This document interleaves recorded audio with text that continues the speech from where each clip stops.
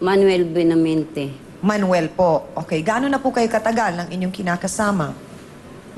May 7 taon na rin pong nakakaraan. Bakit po ninyo nasabi na ito pong inyong kinakasama ay parang tila baga parang nagbabago na sa inyo? Kasi po, nung time na yun na ako may trabaho, Opo. iniiwan ko po sila ng anak ko. Kasi pong itong anak ko na to, wala namang trabaho, nasa bahay lang siya. Ilang taon na po siya ngayon? 31 na po siya ngayon. 31 na. Okay po.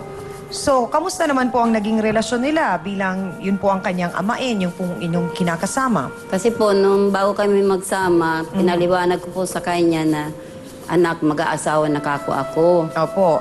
Para bang yung kanyang kalooban ay parang kontra. Oho. Hindi ko rin po maiwasan dahil na parang napalagay na rin po ang Loob po kalooban ninyo ko sa kay Mang kanya. Maning. Saan po ba kayo nagkakilala ni Mang Maning?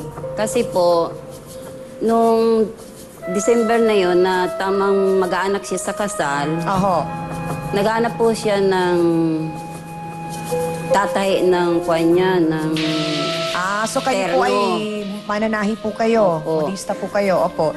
So Ngayon doon kayo po, nagkakilala po. Ngayon po, magkakilala sila nung anak ko. May anak din po ba itong si Mang Maning? Meron po. Oho. Ilan po ang anak niya? Isa lang po. Isa lang din. Okay. Ito po, si Angie ang pangalan. So Ngayon ang po, magkakilala po ba si Angie at si Mabel o si Mang Maning at si Mabel po? Hindi po, si Mabel muna tsaka si Angie kasi isang yung mga trabaho anak-anak nila. po ninyo. Opo. Okay. Ngayon po, nung sila magkakilala, nagtanong ito si Angie, Bel, saan kaya kasi si tatay magpapatay ng ternon damit? Sabi niya, marunong nanay ko manahi, Aho. terno. Pinuntahan po kayo. Pumunta po sila. Aho. Pumunta po dun sa tahiyan. Nung nakita po ba ninyo si Mang Maning, tumibok agad ang puso Hindi ninyo? naman po. Ah. Hindi naman po kasi hindi ko pa siya masyadong namimit. Hindi niyo Ngayon ba po, ho masyadong type? Ika nga. Nung nakita daw po ba kayo ni Mang Maning, tumibok din kaagad ang kanyang puso?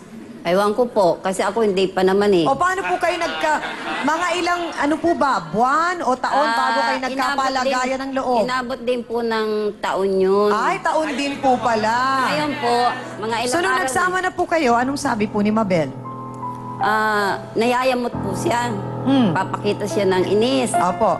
Ngayon, So para ho magkasundo sila, anong ginawa nyo? sinabi ko po doon sa asawa ko na pagpasensyahan mo yung yamot niyan. Oo. Pakisamaan mo lang yan, tsaka pakitaan mo na magandang ugali para maano ang loob sa iyo. Oho. Nung pong medyo matagal na rin, napaiba na rin po ang reaksyon nilang dalawa. Bakit po naging iba?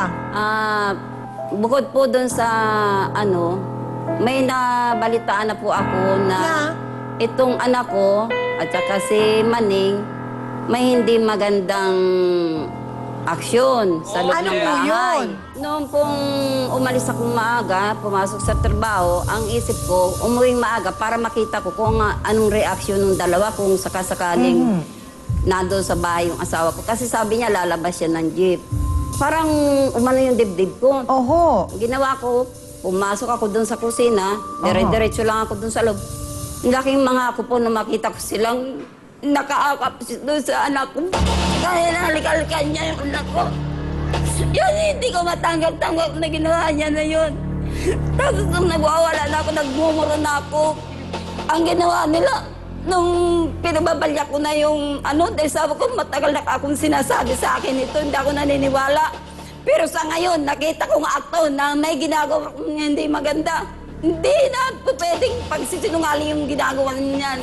Talagang may ginagawa kayong milagro habang ako'y wala sa bahay. Pero diretsahang tanong po, Aling Aida, hanggang ngayon po ba'y nagsasama pa rin kayo ni Mang Maning? Kahit na po palayasin ko, ayaw na mo pumalis sa bahay.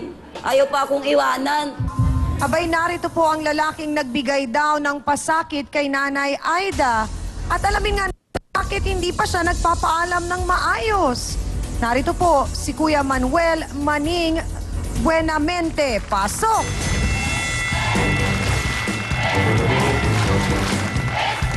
Pala mo ka.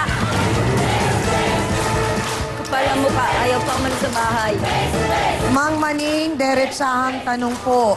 Bago ko po kayo tinawag, narinig po ninyo ang mga salaysay ni Aling Aida na sinasabi na kayo daw po ay may relasyon nung kanyang anak na si Mabel. May katotohanan po ba yun? Naghihinala pa lang yun. Hinala lang yun ang sinasabi niya. Pero nakita daw po kayong magkasama. Napahawak lang ako noon, hindi naman totoo. Napahawak. Sinungaling. Nakita ko Mang ng Manny, dalawang mata. tatanungin ko po ulit kayo. Nakita po kayo ni Aling Aida at ni Mabel sa bahay.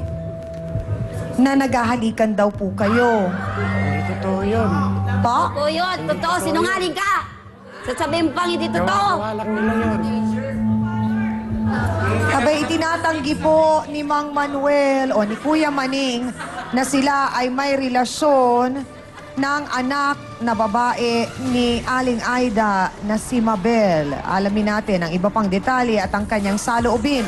Dito lang po sa pagbabalik ng maintrigang Face to Face.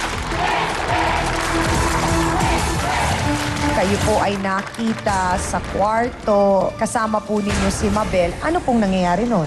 Wala naman, napahawak lang ako kasi. Sinungaling. Pa? Sinungaling ka Napatid talaga. lang ako, kaya napahawak ako. Napatid, Totoo nga, napahawak.